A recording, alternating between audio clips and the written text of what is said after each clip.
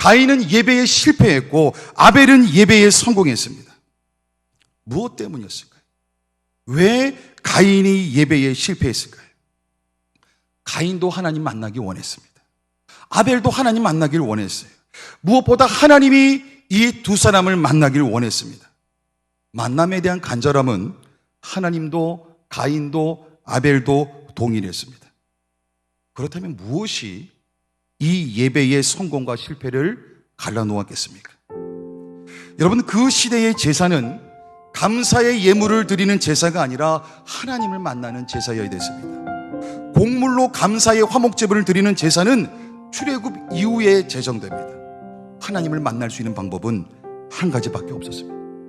하나님이 가르쳐 주신 방법, 동물의 희생, 동물의 피가였어야만 희생의 제사가 없이는 하나님을 만날 수 없었다라고 하는 것입니다.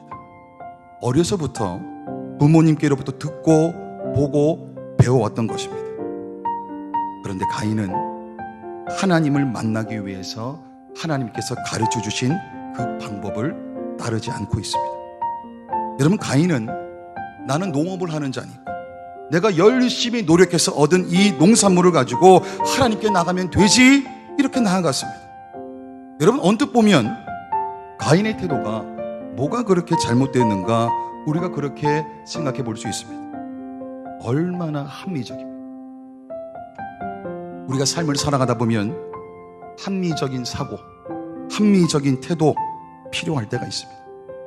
그러나 분명히 기억하십시오. 예배는 합리적으로 드리는 것이 아닙니다.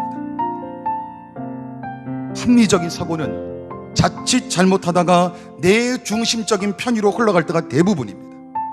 여러분, 다시 한번 말씀드립니다. 예배는 합리적인 것으로 드리는 것이 아닙니다. 내 편의대로 드리는 것이 아니라고 하는 것입니다. 하나님이 가르쳐 주신 기준대로 나아갈 때, 하나님이 가르쳐 주신 그 방법대로 나아갈 때 우리는 하나님을 만날 수 있고 예배에 성공할 수 있다고 하는 것입니다. 그런데 가인의 예배의 실패는 그 자체로 끝나지 않았습니다. 제일 먼저 가인이 분노하기 시작했습니다. 몹시 분노하기 시작했습니다. 죄의 영향력 가운데는 책임을 전가하는 것이 있다고 말씀드렸습니다. 지금 가인은 예배의 실패에 대한 책임, 그로 인해서 마음에 올라오는 그 분노를 누군가에게 쏟아내고 싶었습니다.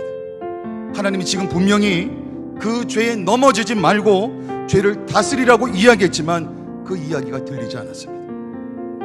여러분, 가인은 이미 예배에 대한 실패의 책임을 아벨에게 떠넘기기로 결정했습니다.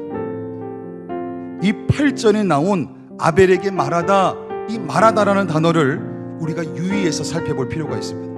여기서 말하다라고 하는 것은 누군가에게 듣고 전해주다라고 하는 의미입니다. 가인이 지금 아벨에게 자신의 말로 들여가자고 한 것이 아니라 마치 하나님이 자신에게 말씀해 주신 것이 있는데 내가 너에게 그것 알려줄 테니까 들로 가자라고 아벨을 꾀고 있는 것입니다.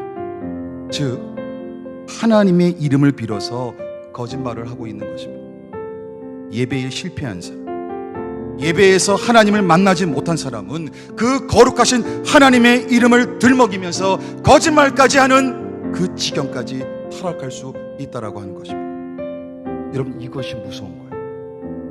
여러분, 그리스도인이 하나님의 이름을 이야기하면서 거짓말까지 하면 이미 갈 때까지 다 간 것입니다. 여러분, 생선도 썩어져 가는데 시간이 걸립니다. 과일도 부패해져 가는데 시간이 걸립니다. 그러나 그리스도인은 단 한 번의 예배의 실패로 나락으로 떨어질 수 있다라고 하는 것입니다. 하나님께서 우리에게 가르쳐 주신 유일한 길, 그리스도 예수의 십자가와 부활 이외에는 하나님께 나아갈 수 있는 다른 길이 없는 줄 믿습니다.